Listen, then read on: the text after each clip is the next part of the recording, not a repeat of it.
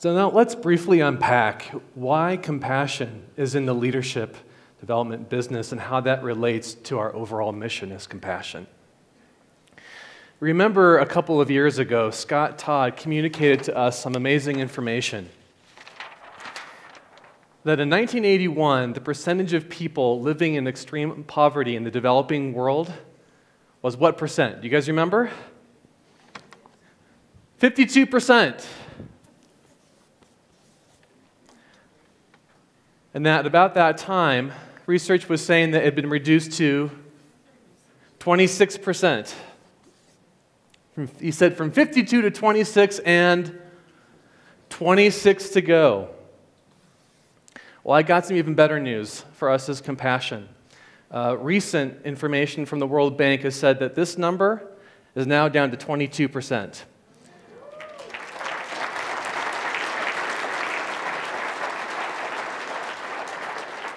We are in the home stretch, and we are trying to drop this number all the way to 0.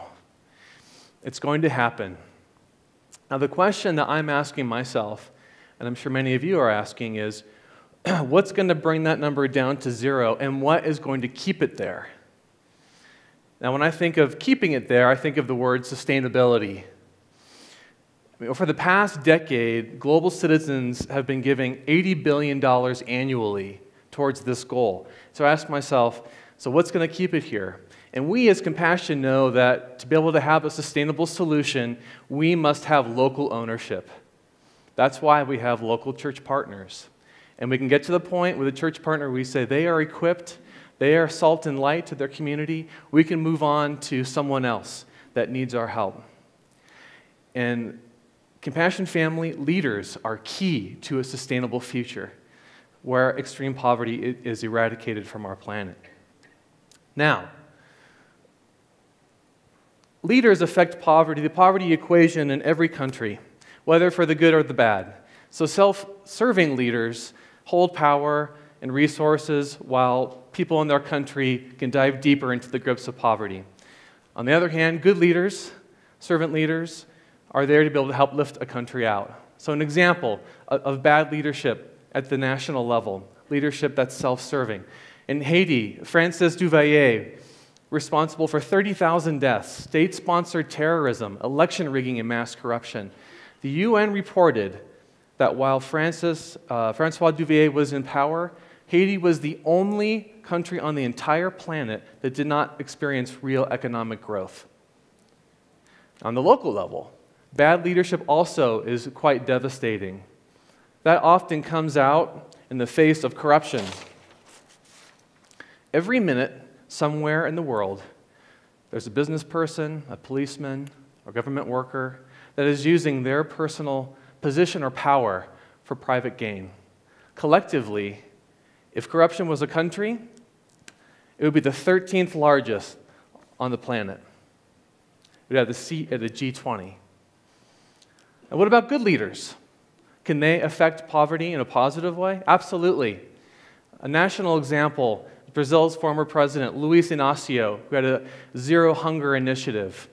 In that initiative, he was able to cut hunger in half and extreme poverty from 12 to 4% in 6 years. At a local level, there's a man by the name of Antonio Maloto who was born in the Filipino slum. He brought himself out of poverty, started a nonprofit called Gawad Kalinga. This nonprofit uses some local funding and works with residents of the slum to transform that slum into a vibrant community village, equipped with 100 houses, proper sanitation, schools, and a community center. To date, Gawad Kalinga has helped over 200,000 people throughout Southeast Asia. The fact is, leadership matters. Now, where do we find these leaders?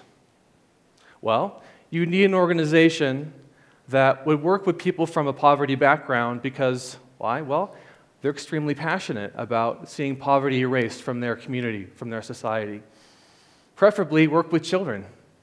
Provide them with an amazing, top-notch child development program, release them from poverty, then equip them with university education, leadership training, and mentoring.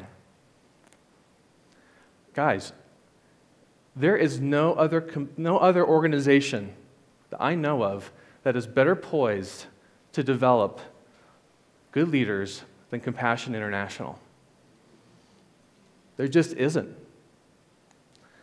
Our leaders that we develop are passionate. Think about Joshua from that film. Who else is more passionate to eliminate malaria in Kenya and in the world than Joshua? His whole community is behind him. Every cent from his mom and from his family members went into that endeavor. They're passionate. Our leaders are ethical. I recently talked to an LDP graduate in Uganda. Her name is Patience. I said, so Patience, I know you work in corruption and anti-corruption initiatives. What's happened recently? I said, well, just a couple months ago, I was involved in helping to uncover a $72 million bank corruption scandal. Helped to put the bad guys in jail and restore justice and money to those that had lost it. Our leaders are passionate and ethical. Our leaders are local. Think about David from the film, our future economist. He understands root issues that go all the way down to the community level. He'll provide relevant solutions. He understands the context. And lastly, our leaders are equipped. Education, leadership training, and mentoring. Think about Margaret, our future agricultural scientist, and also Davis, our future IT leader. Every time they step into their former project, they are a role model, influencing hundreds and thousands of children. I can make it. Davis and Margaret have made it. They're going to influence thousands of people in their lifetime. Now, our kids, they're the ones that come full circle and they mobilize to eliminate the context of poverty that our children are born into.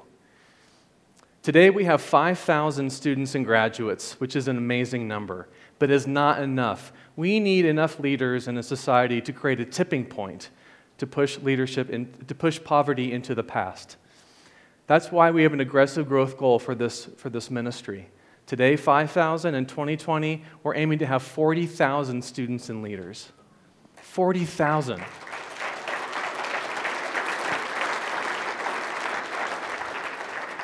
Just imagine, just in Kenya alone, what 4,000 servant leaders can do for that country.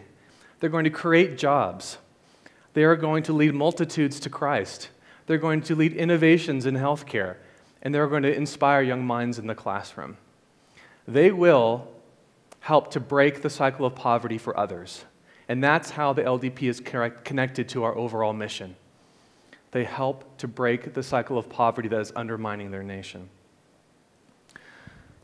The greatest story right now is being told. It's being written, and we get to be a part of that. Our students need us. Our sponsors need us. Their time to shine is now. Our kids are ready. I want to be able to tell Margaret her great question that she asked. So many bright and are eligible. Our vision is that everyone that is eligible will get in. That's who we are. We're committed to our kids, and that's what our vision is. So pray with me.